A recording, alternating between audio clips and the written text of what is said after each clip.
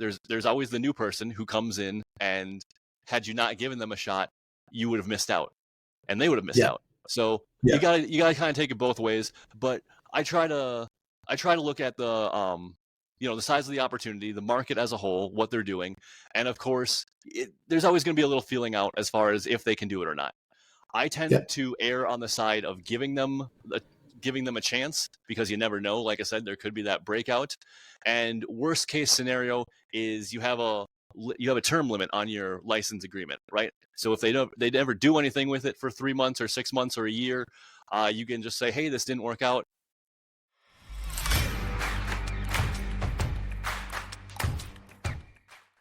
And welcome back to the Money, the Mindset, and the Mentoring podcast. Today, we are so happy to have James Foster here with us. He is of the Royalty Rockstars, and he's going to talk to us today a little bit about how to get your product into somebody else's ecosystem so that you can benefit from the inertia that they have and you don't have to build your own traffic. So, James, welcome to the podcast. Thanks, man. Super appreciate being here. So talk to me a little bit. I mean, a lot of people talk about affiliates, start setting up like a whole bunch of an army of people selling for them. And then, you start talking about the idea of the differences between an affiliate and licensing and all these different structures that you can have so that other people are getting your message out, not just yourself. So what's the difference in there? Talk to me. Absolutely. So if we're talking affiliates versus licensing, I guess we should step back and even talk about why you would need a difference. And basically what's going to happen is you have your product, you have your course. If it's something you're actively selling now, then you're probably going to go affiliates, because you want to be in total control of the messaging, how much people are getting paid, of everything that's happening with your funnel, because that's your baby. That's what you're working on right now.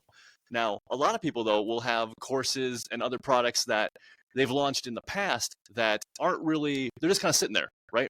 Those would probably be more of an option for licensing. And licensing, if you look back at like the root of the word, it means to give permission. So effectively, you're giving permission to other people to sell this product for you. So in this case, you're probably not going to be in a situation where you want to be in complete control of everything, right? You want to essentially say, here's the product, take it, market it. Here's some marketing materials. Here's how to do it. You handle 99% of the work and just pay me a royalty, like a rock star has on their music, right? They've created it once, and then they give it to the distribution, their producing company, their house, and then they take care of getting it out there to everyone and selling it for them. So like we were talking about, the Rockstar does the work once, and then the fulfillment companies go out and put it in the stores, on Amazon, on all those places, so they get sold for them. And that's what we're talking about. So if you have a course, if you're an expert or a coach, something like that, and you have an old course that you're not focusing on anymore, you can take your old courses and just give it the opportunity to other people to go out and sell them for them. The good side of it is that you don't have to do much of the work. There's basically, you just hand it to them and you let them run with it. The downside of it is, if you want to call it one, is that you generally give away more of the profits that way. In affiliate side, with an affiliate deal, it's probably going to be a 50-50 split, which is really common in most info products. In a licensing deal, you're probably going to give away, and this is totally negotiable, but probably 70, 80. I do deals where I like to give away 90%, because that means I'm not involved at all. I say, here's the asset, here's all the marketing that we have for it, go out and sell it, and I'll just take the customers, because I'll handle the fulfillment. But other than that, I let them do everything. So I'm happy to give them 90%, because then I am like that musician. I just did it once, and everyone else is out there selling it for me, and I don't have to mess with it. So I hope that makes sense. Yeah, no, that makes total sense. When we look at the idea of the affiliate is saying that I'm still in control. I'm the person who's still actively engaged. I'm selling and fulfilling adjacent to the person who is running it. The person who's licensed, this is a wonderful opportunity for somebody who has a huge inventory of things that they've built, but maybe as you said, they've sunsetted some of these courses. But just like bell bottoms, sometimes things come back. And, they're looking at it saying that, what, maybe it's on vogue to have this out right now, or maybe somebody can find, as your, one of your books in the back says, they can find a different spin on things so they can approach the market with a different way to see success. And by giving away, and it's interesting when you say give away the net profit, I think they're giving away the gross profit because they're not looking at the cost of sales. And because if they have a Right. sales Yeah. force, they're going to have inherent costs. They're just absorbing themselves rather than having somebody else take on that risk. So I think the idea of saying, yeah, I'm going to give away 90%, but they're going to do 90% of the work. Amazing. That's a great deal. And another big difference is on the same note as what you're talking. If you're going to have an affiliate, that's generally going to be on one promotion, right? They might promote once or one email campaign for a week or something like that.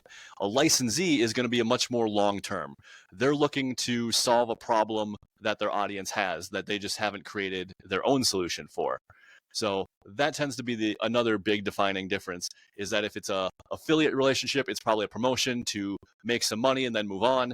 A licensing situation, you're looking to solve a problem and it's going to be a longer term kind of relationship. Now, do you find that when people set up licensing, I think back to the days that when I was in the CRM space early on, I mean, obviously still in it, but not early on. Back in 1997, we were setting up relationships with companies that they would offer other adjacent products. So they might be doing some sort of coaching or they might be doing some sort of consulting, and our product dovetailed into their offer. So we would license them as what we would call a value added reseller. And so they would take on the whole relationship journey with the client, and we would just be part and parcel of that whole offer. Do you see that happening on the affiliate or the licensing side, or both? No, yeah, absolutely. And that's one of the better ways to do it, in my opinion. You'll have, say a newsletter with a specific focus, right? They may do affiliate promotions that makes them money, and that's great. If I was a newsletter owner and I had a specific topic, I would really be looking into licensing arrangements, because you're going to be talking about the same thing for a long time. You're probably going to be promoting the same things for a long time. So it just makes sense from that angle that you're going to want to get a larger percent of the profits for it and let the licensor just sit back and take a smaller percent. So yeah, that is a great way to do it. You see it with software a lot. You'll see it in a lot of personalities. The influencers will often take a position like this, where if they're going to sell something for a long time, they'll work out more of a licensing deal as opposed to an affiliate deal. Yeah, when you look at something like, I don't know, for example, the UFC when they brought on Reebok, right? And you're looking at they set up this long-term relationship. Now, obviously, they're not selling it, but there's got to be probably some sort of arrangement that happens behind the scenes. Do you see this kind of thing happening on the Fortune 1000 kind of a scale, or do you see this more happening in the small business scale? Oh no, yeah, this absolutely happens in the small scale. Like we're talking about a newsletter that's normally a one person, maybe a couple person shop until you get to a couple $1,000,000, like The Hustle. That's the only time where you really pick up a large team. So for coaches working by themselves, consultants that are anyone who, if you're putting out content that's generally going to be in the same market, talking about the same things for a long time, you're going to have the same customers with the same problems. It's makes a lot of sense to have a licensing agreement so you can just have the one product that you always recommend, as opposed to an affiliate relationship for that. Now, one of the things to think about is, where do these things go wrong? Like, I'm sure you've heard of horror stories in this space where people are looking at going, man, I'd love to have somebody licensed, or I'd love to set up an affiliate. I'd love to set up these things. And then things go sideways. So what are some of the things that people need to look for so that they don't fall themselves? Well, first of all, what are those problems? And then how can they catch them before they happen? That is a great call. So yeah, there's going to be several kind of big pitfalls, but it's very similar to an affiliate situation because it's all about relationship, right? So we're always going to be looking at good communication. We want to have our terms set up out front. We want them to know, like, we expect what we don't expect. We expect, hey, you can talk about this, but you can't talk about that. we'll have situations where if you're selling a certain level of if you're selling so many of a high ticket offer, then you'll get one commission, or you'll get a certain percentage. If you don't sell that many, there's going to be a lower there's going to be a lower percentage that you would receive. So it's really going to be about communication, right? You want to set your expectations. Hey, and it happens that a lot of people have good intentions, right? They come in and they want to be licensees because they're just going to go out and crush it, but they never do anything. So there's always going to be the 80-20 of that kind of thing. And that is more just a pre-talk, right? That is qualifying people. You're going to be asking them, okay, who do you plan on selling this to? Do you already have an audience in that market? What are you selling now? What price points are you selling now? How much are you selling? All those kind of things are going to help you determine, one, if the partner would be a good licensee, but it'll also give you an idea of maybe what kind of split you should work out. Should you be giving them 70%? Should you be giving them 90%? The way they answer the questions, if they're new, they're probably going to need more hand holding. They're going to come to you with more questions. Whereas they're experienced, they're probably not going to have the questions, and they probably won't need you to help them with their marketing. So for me, someone with experience, I'm happy to give them a higher percentage, a higher split than somebody who's new that's going to need a lot more of my time and attention. Yeah, I would see that. Now, when you look at the idea of the new person, do you find that like the success rate happens better with the people who are experienced, or does the success rate happen better with the people that are new? Or is it just the process by which you bring them on? It doesn't matter whether they're new or their experience. It's just the structure that you use to build that relationship is what's important. Yeah, I mean, like any business, what is it? Something like 90% of all businesses fail within the first 5 years. I bet it's 99% in the first year. So certainly there is going to be the higher fall off if you're working with brand new people. But if you're a coach, you've been in this a while, you probably at least know of other coaches who have been around for a while as well, that'll teach something maybe adjacent to what you do, that you complement each other. You two as complementing partners would work probably very well, because they've been around, they know you've been around, and the likelihood that partnership will work out is significantly higher. So yeah, we always try to stack the deck in our favor.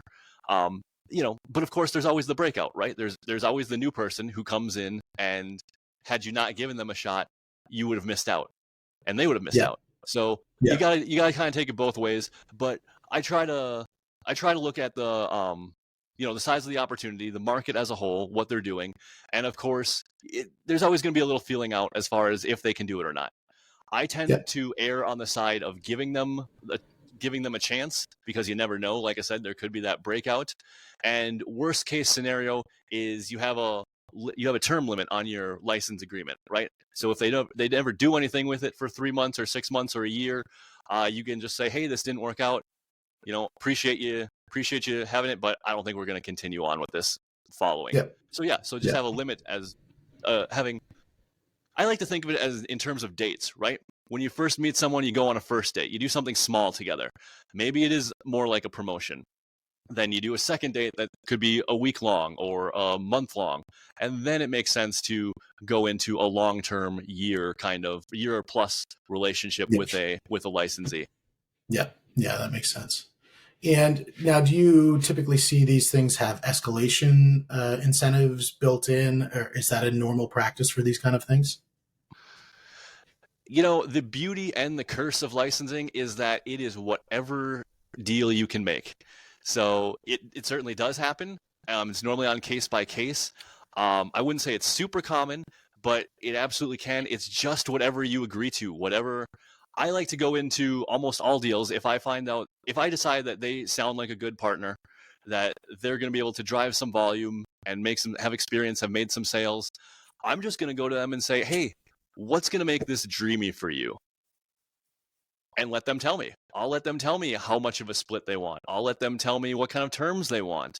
And now, of course, we'll work back and forth to adjust if need be. But I want to build a deal with them. I want to make it such a good deal for them that they would absolutely be crazy not to do it. So yeah, I will absolutely give them the kind of terms they want. If they if it makes sense, and give them bonus structures if they need it. But yeah, I mean, when we're, like I said, we're talking about deals that on a $2,000 product, they get to keep 90% of it. That is a ton of revenue for them and margin, because they don't have to do any of the delivery, so it's pretty much all margin. They're already getting a great deal. It would certainly be case by case if there was something that needed to be worked in after that. Yeah. Yeah. And, it seems like something that happens just in the space of coaches or software companies or, things like that. But I'm running through my mind and I'm thinking, well, this is not so dissimilar from the real estate space. I mean, you've got the broker and the broker's got the brand, and then the broker licensed through, because obviously the agent has to have their license with somebody. The agent does most of the work and generally gets paid the lion's share of the deal, unless the deal's been fed by somebody else, and depending on those relationships. And so the brokerage really is just licensing out to those agents, and they're a license holder.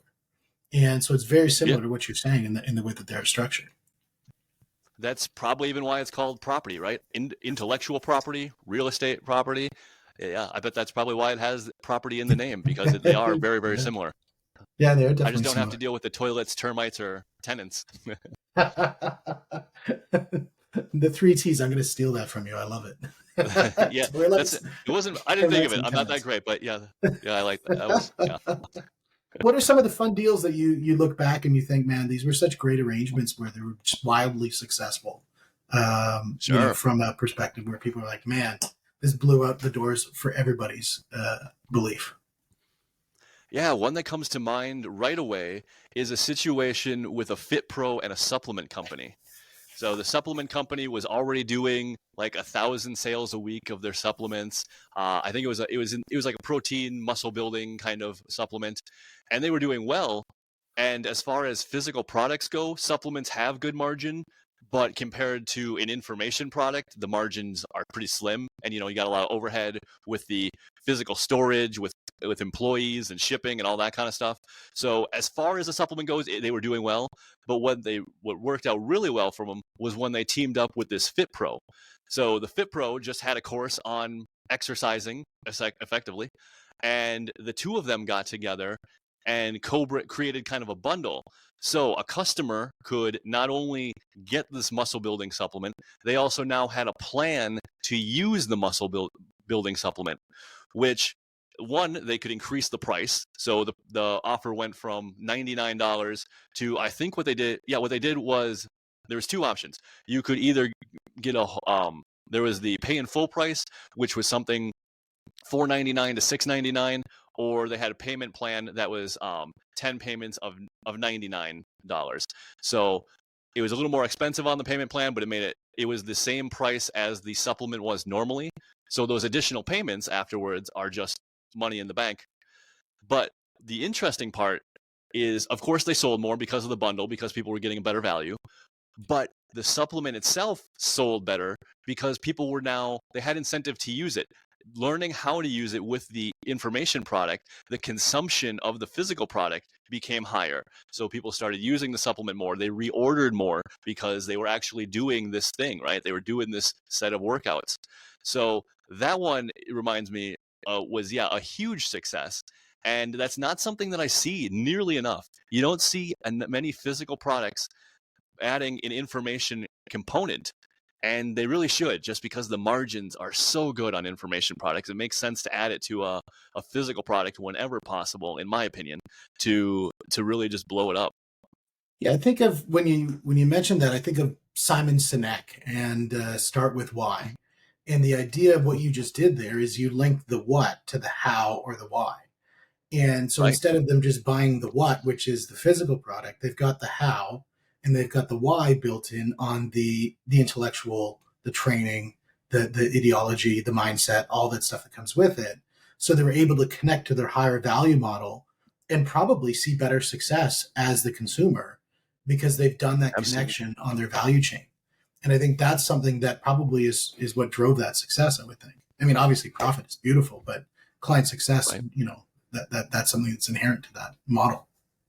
Absolutely. And one thing I forgot to mention is this was a big benefit to the Fit Pro as well, right?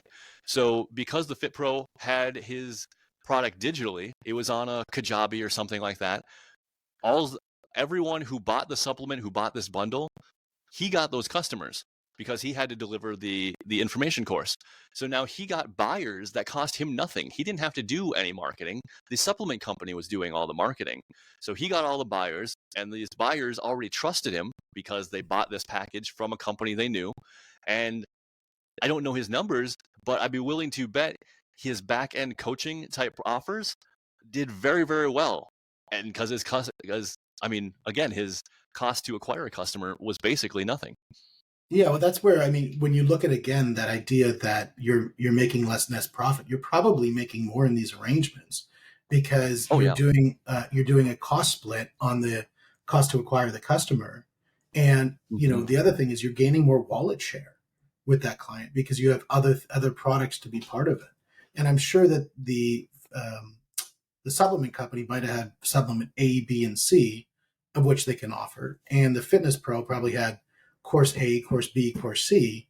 So when they're doing their follow-up and they're doing for the second sale, the third sale, the fourth sale, those are your big profitable sales, they've got all this other stuff that they can offer because they have more stuff on the shelf. It'd be silly if they didn't do that. Absolutely. Yeah. Yeah, that's I don't amazing. know if they did or not, but if they didn't, that was a big miss on their That is a part. missed But yeah, opportunity. there's So all kinds of those kind of things. where does somebody like you come into the mix? Because we're talking about making these relationships. What would somebody go to Royalty Rockstars for on that? Like I can see all this stuff coming together, but why you? And why would they have somebody to do this? Sure. And I may or may not be a good fit for anyone listening. I tend to work with experts, some coaches.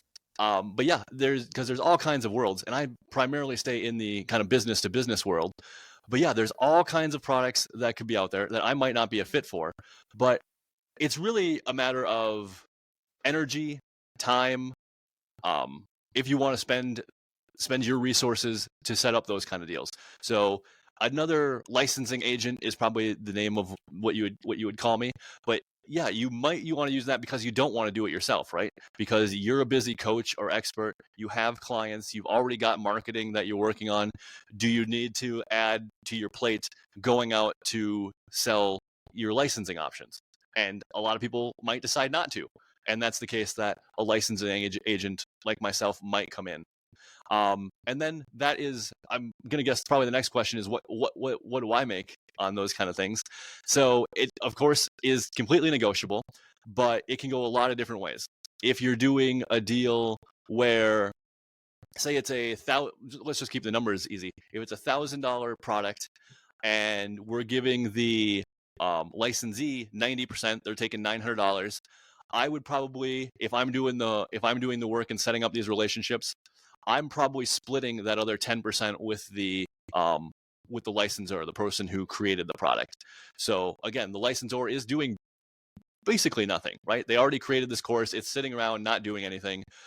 I'm effectively bringing them royalties for what they had created in the past. So I think of it as found money for most part, in which case it's normally makes sense to compensate the person who's going out and doing the work to find the partners for you. So yeah, well, if we give 70%, 80%, 90% to the licensee, then I'll generally split the other percent, the smaller percent, with the licensor. And then of course there's always deals like if it's a leads deal, maybe the leads go on to their list and my list, which is perfectly legal in the US as long as that's disclosed. It's different in Europe and all kinds of stuff with their GDPR laws and whatnot. So I don't mess with that. But in the US, yeah, you could if you're doing leads, you can put the leads on multiple lists as long as they know it and understand it ahead of time. And then you've created yourself a new asset that you could then sell whatever you want to sell to as well. So there's an infinite number of ways you could do this. Those are some of the big ones. Interesting. Yeah, and when you look at the there could be so many relationships and licensing set up. How much of your time is spent saying, is this actually going to work? In other words, you're going to go through all that process, you're going to set all these things up, and then what's the percentage of them actually hit the mark and perform and everybody's making money versus, man, that was a whole big waste of everybody's time? Yeah, so that'll be depending a lot, I should say, on the selection at the beginning, right? Are you working with a product that hasn't been sold before? I personally only want to work with products that were already winners, that they've probably already had affiliates and that they already sold a lot of this product. We already have the marketing down. We have the market down. We know who the customer is. Then it's pretty simple to figure out who would be who would be a good partner for that. So yeah, I generally don't want to work with a product that hasn't already sold well. And even sometimes then you occasionally lose. It's I think of it as flipping a coin, right? So if you flip a coin and it comes up heads, you make $1,000. But if you flip it and it comes up tails, you lose $100. You flip the coin, you lose $100. You flip the coin, you lose $100. But then you flip it again and you make $1,000. You just keep flipping that as many times as you can. So that's the long way of saying there is certainly winners and losers. You just kind of try to cut the losers early and you go on to find another winner. So it does happen, but you just try to focus on the wins. Space. Yeah, the VC space is much like that as well. Right. They're going to go out and throw a few $100,000 in hundreds of companies in hopes that they find that one company that makes them hundreds of millions. And so it's like almost like the roulette table. There you go. Or baseball. There's lots of singles. You really want that home run, but sometimes you strike out as well. Oh, I'd take a single all day, every day. I think there was a movie about that, wasn't it? Yep, there you go. That's awesome. Now, if there's one thing that I haven't asked about it in this space, what's the one thing we haven't covered that people really need to understand about the licensing and the affiliate space? That's a good question. A big thing that a lot of people don't look at is, I like to think of it as how Lego got started. Lego, when they started, I don't know if you know the story, for the first 20, 30 years of the company, they just sold bricks, right? They just they just said, here's our bricks, build whatever you want. They did okay. They did fine. I mean, they did it in what would be today a couple $1 million, something like that. But in today's money, now they're making it's in the billions or hundreds of millions at least. I think it's $700 or $100 million a year that they make. And that really started taking off when they started going from here's our bricks to here's how to build a car. Here's how to build a castle. Here's how to build a mansion. And of course, when you added licensing as far as DC and Marvel, those things really took off. So especially, it happens somewhat with coaches, not as much, but it happens a lot with SaaS companies. They will say, here's our SaaS, here's all the things it does, use it however you want. That's great, but it would sell a whole lot better if, say, an expert or a coach who did a specific thing, just to make this more clear, let's say the SaaS is a cold outbound email service that sends out emails. Great.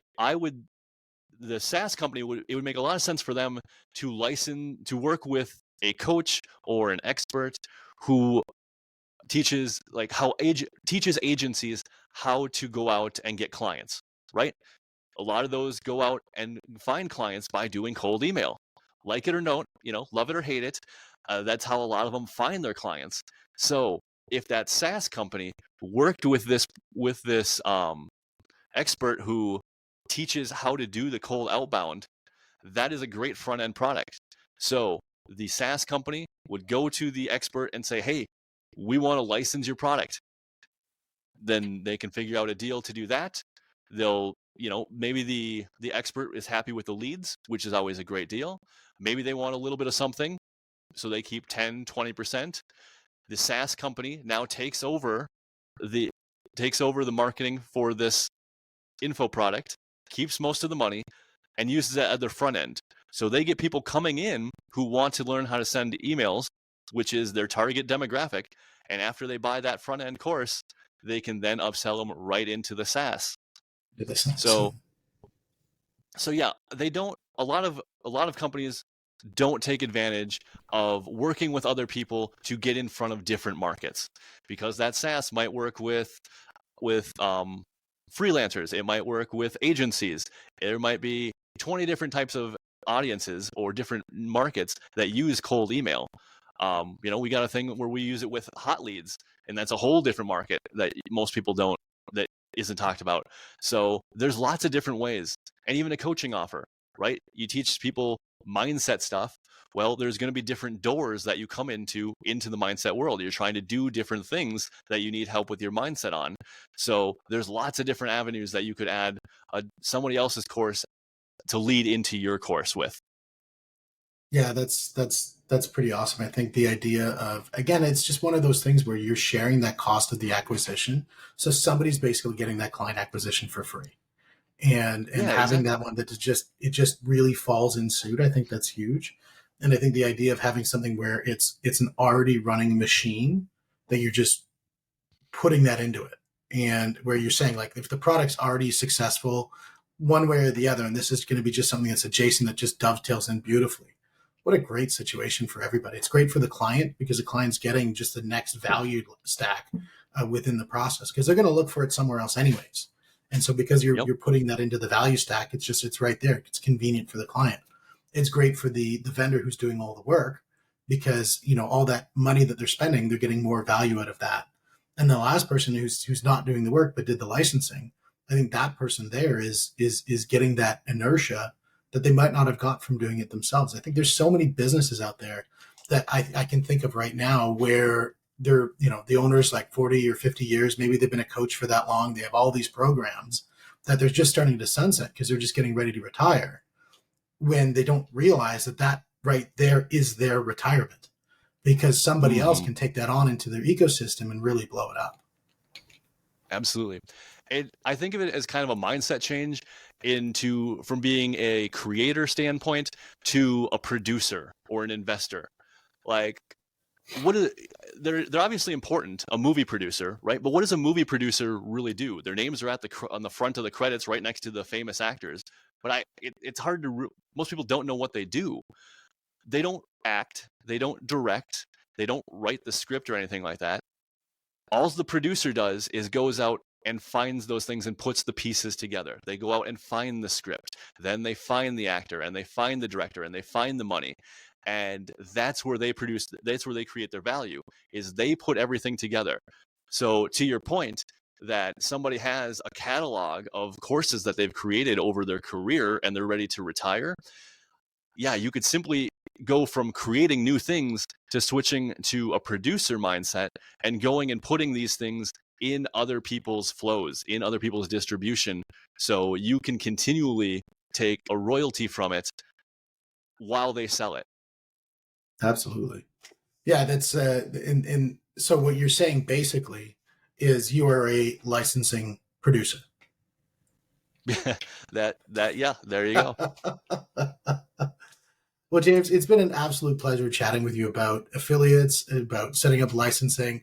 It's opened my eyes to so many opportunities that I'm thinking right now that I'm like, man, I need to jump on that opportunity. And I know a lot of people are thinking the same thing.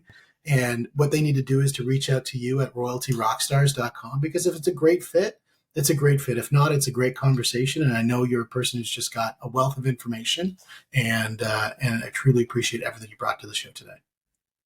Yeah, man. Thank you for being here. Yeah, so any coaches or experts who have courses that they're not really doing anything with, definitely come over to royaltyrockstars.com, join the community. There will be people in there who want to put it in their own flows because they're selling stuff. And there's also a whole bunch of people who, like me, will go out there and sell it for you. So yeah, join the community, royaltyrockstars.com, and hopefully we'll find some partners for you to work with. Again, thanks so much for having me here, man. I appreciate it. James, thanks so much. It's been a pleasure. And thank you guys. It's the Money, the Mindset, the Mentoring podcast. And we'll see you on the next one.